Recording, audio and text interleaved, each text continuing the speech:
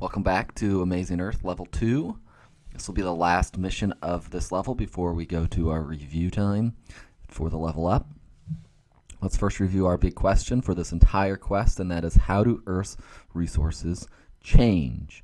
We've seen that they've changed very quickly through weathering, erosion, and deposition, and now we're finding also the Earth's surface, which is a resource, all the rocks on it, all the landforms on it, all those things that we use to live and to survive on this planet. They change also very quickly if an earthquake happens or if a volcano happens. And now we're going to learn how it would change after a third and fourth fast land change. But let's first review our key point before we get there, which is Earth's surface is constantly changing. These changes occur either slowly through weathering, erosion, and deposition, or rapidly because of natural disasters like earthquakes and volcanoes. Humans can also change Earth's surface both positively or negatively. By studying Earth's changes in natural resources, like minerals, rocks, and soil, humans can determine how to use natural resources to survive and where to build structures used for living. This is Mission 4, which is on tsunamis and landslides. Our mission objective is to explain how tsunamis and landslides occur and quickly change Earth's surface.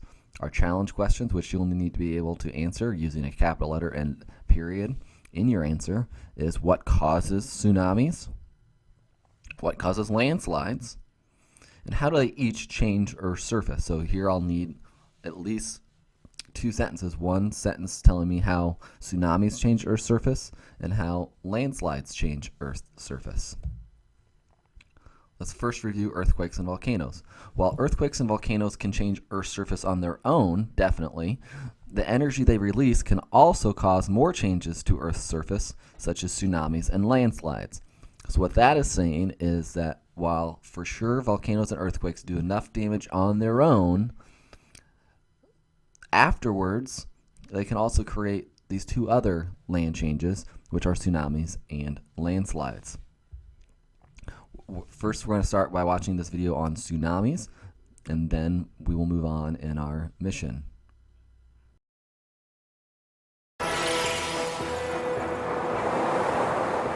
When an earthquake jolts the ocean floor, plate movement causes the ocean floor to rise slightly and push water out of the way.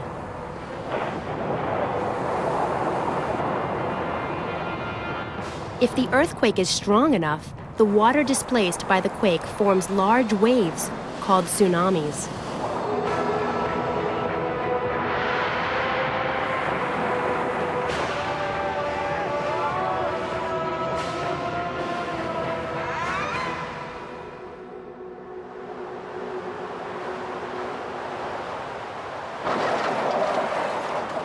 This is a tsunami.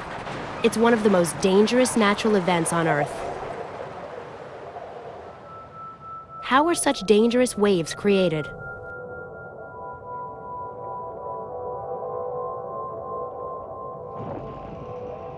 Earthquakes that occur underwater can cause huge surface waves on the ocean.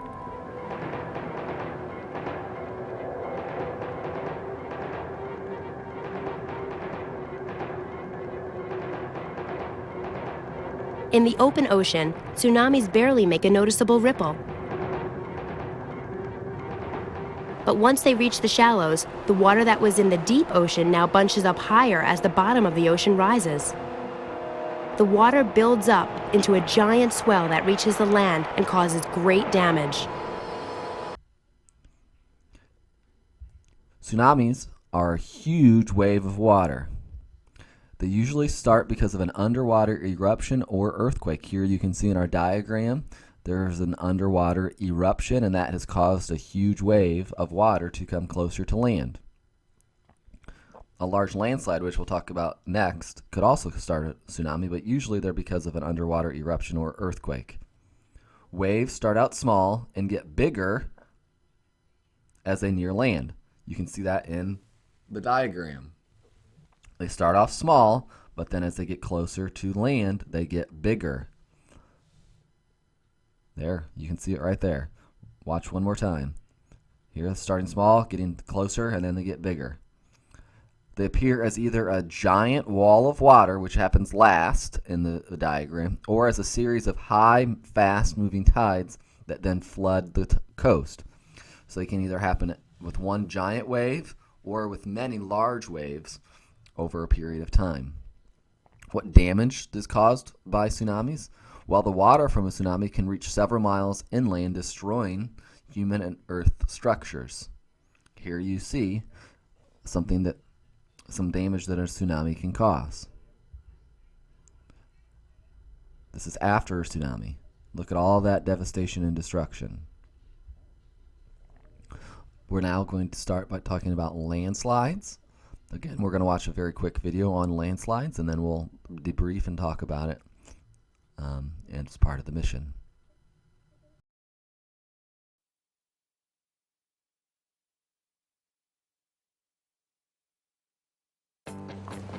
Gravity.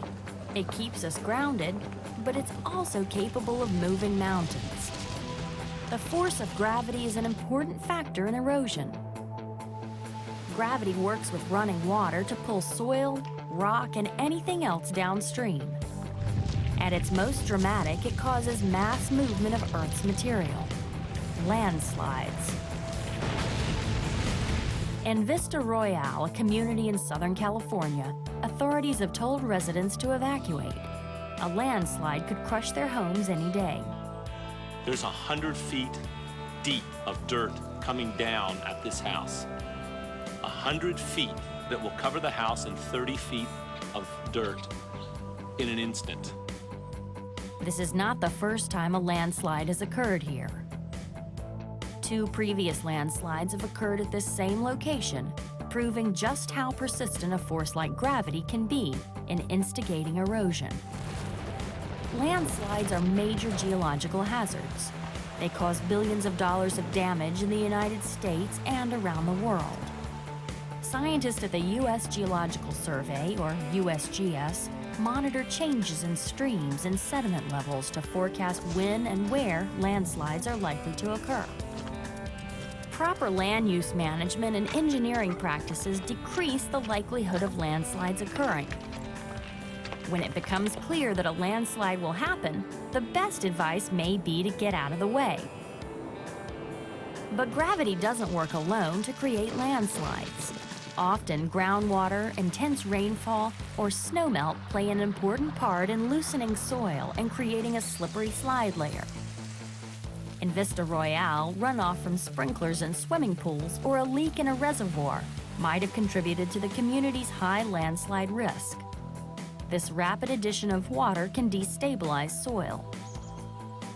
USGS scientists are studying how groundwater affects the stability of dirt on a slope and what role this plays in landslides.